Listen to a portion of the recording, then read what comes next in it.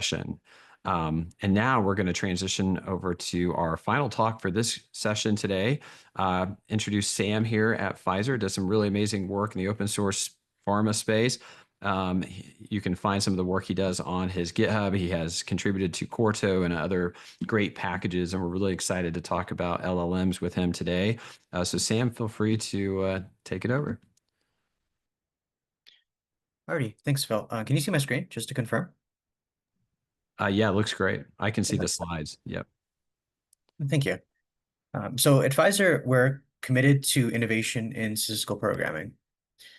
As a part of this, we have a strategic goal to enhance productivity and workflow efficiency through generative AI.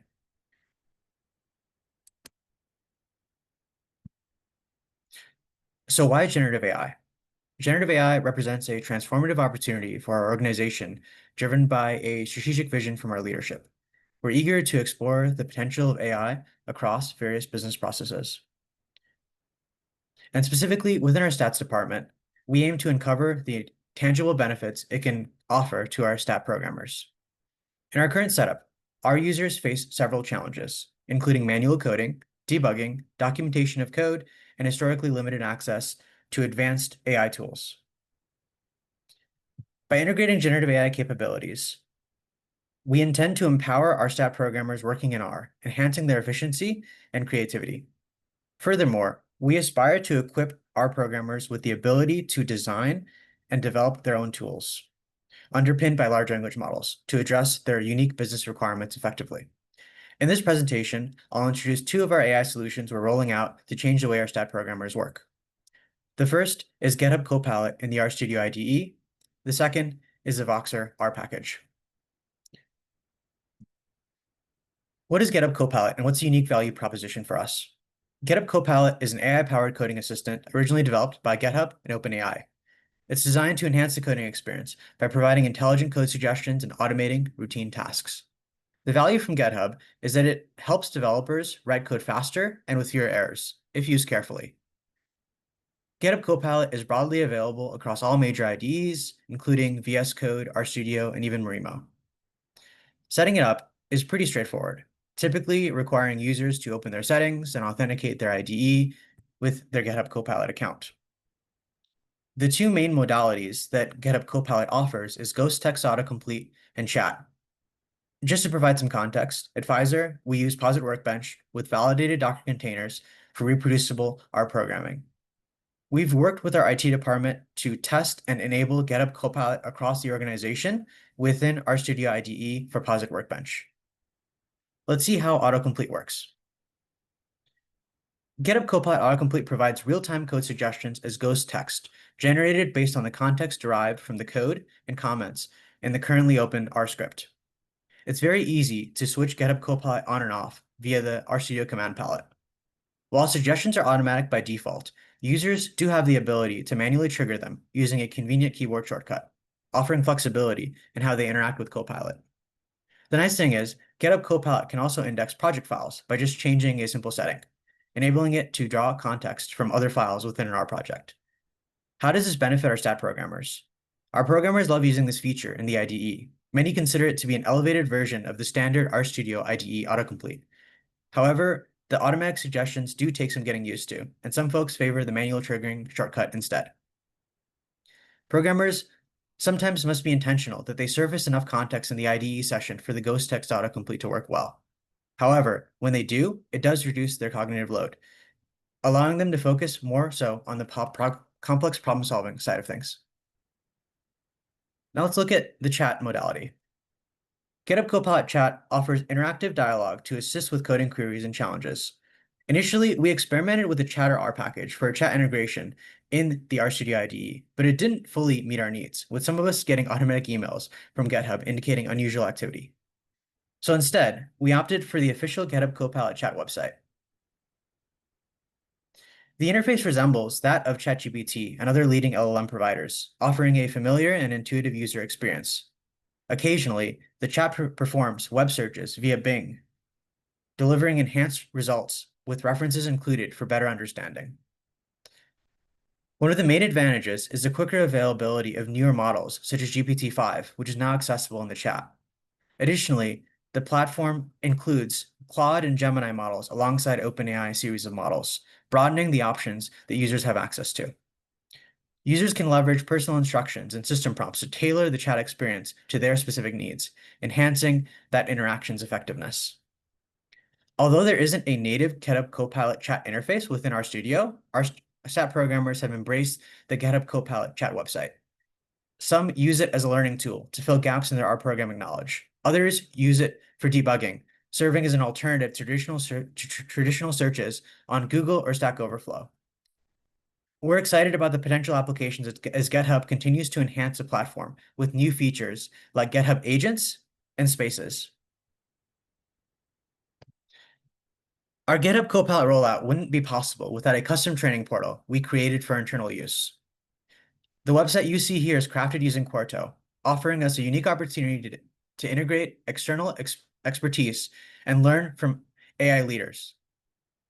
Our goal is to educate stat programmers on the safe use of AI models to enhance their programming skills and teach them how to design prompts to meet their needs. On this website, we've shared best practices from renowned experts in the open source community, such as Hadley Wickham, Simon Willison, and Tom Mock. Each section of the material includes interactive quizzes using the Quiz Down Quarto extension, fostering engagement and reinforcing learning. The Quarto extension is publicly available at this link for anyone interested in using it on their own Quarto websites. The training material is accessible to anyone at Pfizer, encouraging collaborative learning. Members of our Pfizer community can provide feedback or contribute enhancements through pull requests, promoting a culture of continuous improvement. Additionally, we're creating a community of practice for GitHub Copilot users who are R programmers within our company. This community provides a forum, or will provide a forum, for sharing insights, experiences, and unique prompting strategies. We view AI assistants as valuable tools for enhancing productivity. However, we want to emphasize the importance for our programmers to have a baseline level of understanding of the R language. Before using AI assistants, our R users are required to go through the mini project series that we have developed and/or Posit Academy, enabling them to tackle more complex problems with AI assistants while understanding the code that they write. This is vital since our policy on AI-assisted programming requires programmers to be responsible for each line of code that they submit in their programs, even if they are just accepting AI suggestions. They must understand and be able to explain their code. We don't see AI-assisted coding as a silver bullet, but an augmentation to existing programming skills. What's the impact of this enablement been on our stat programmers? Within the assessment we've done, users with access have reported saving nearly 3 hours per week, aligning with the top 20% of GitHub Copilot users across our whole company. This significant time savings reflects the efficiency gains from the use of AI tools. Specifically, programmers have reported that it helps with the blank page problem. When programmers are first starting their project work, it provides a helpful starting point. Roxygen 2 headers and function documentation are much easier to write. There's a similar case with unit tests. Moreover, as I mentioned, some of our programmers say that Copilot assists them in faster debugging, reducing the time they spent searching online for solutions on Google or Stack Overflow. Additionally, many of our programmers are also using it as a learning tool, enriching their knowledge and skills within our organization. This brings us to the next capability that I'll be discussing. First, let me explain what Vox is. Vox is a platform for generative AI at Pfizer that allows us to interface with many different large language models. It's designed with data security in mind and safeguards sensitive information that we might pass through it. It's a front-end web application, but it's also a collection of APIs that our programmers can use to directly connect to the models, depending on their needs. voxr, on the other hand, is an R package that makes it easy for our programmers to work with the Vox APIs and connect to large language models.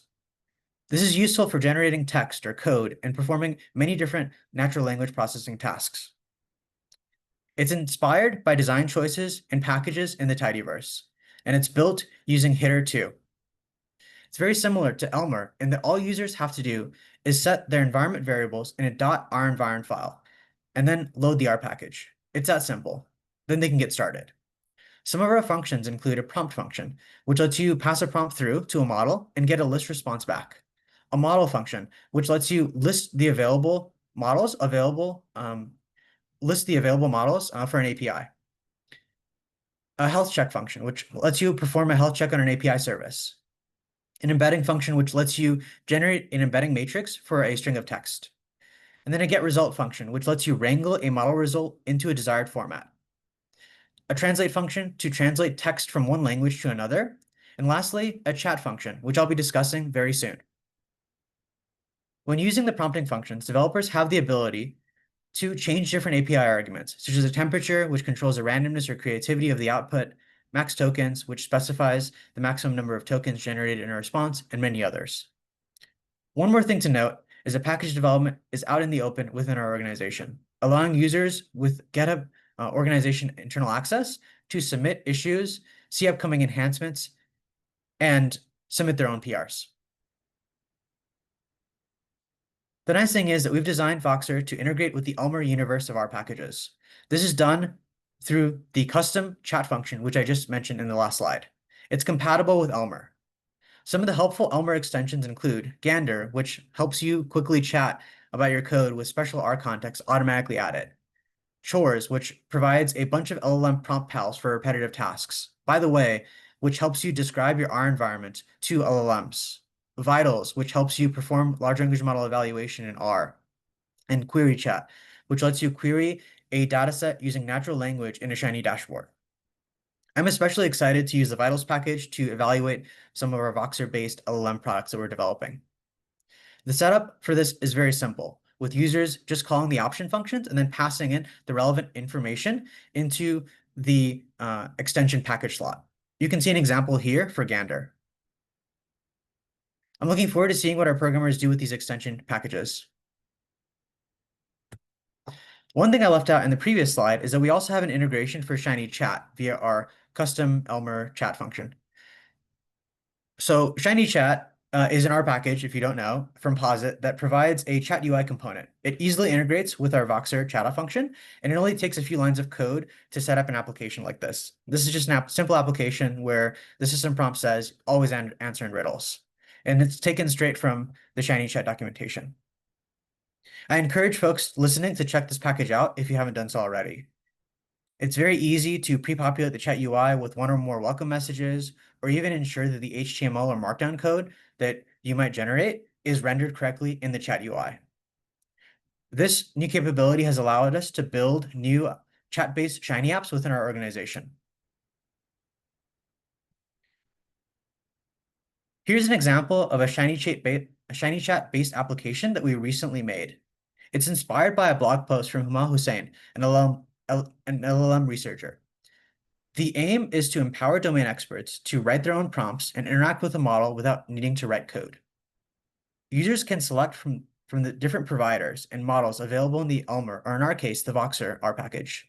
They can define optional API arguments, toggle the tools that they might need, and customize their prompts to suit their needs. Then they can share the results and set up parameters with colleagues, ideally colleagues who are actually doing the development of a Shiny application like this. Such interfaces can allow our domain experts to participate in the domain process without having the technical knowledge, required to write code. We hope that it can ensure more fit-for-purpose AI products.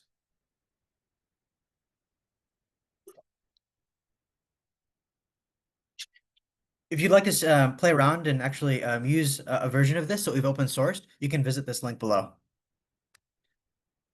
People at many companies want to be associated with big AI projects that bring efficiency and cut down time required to complete projects. Lots of people are moving fast, but we think it's vital to have consistent solutions that are thoughtful and well-designed. We want to ensure that we have a thoughtful and careful rollout of these AI assistant technologies within our stats organization. In the process, we want to keep an eye on what others are doing in this space externally. The training and toolkits we're developing aim to help us standardize our organization. Our custom training materials also provide us the opportunity to bring the best of the outside in. Within our company, we're working on expanding access to these technologies and enhancing our training materials to create a more empowered user base. Adding new Vox APIs as a part of use cases is something that we're also working on. So I'd like to thank all of you for listening, and I guess we'll be taking questions at the next session.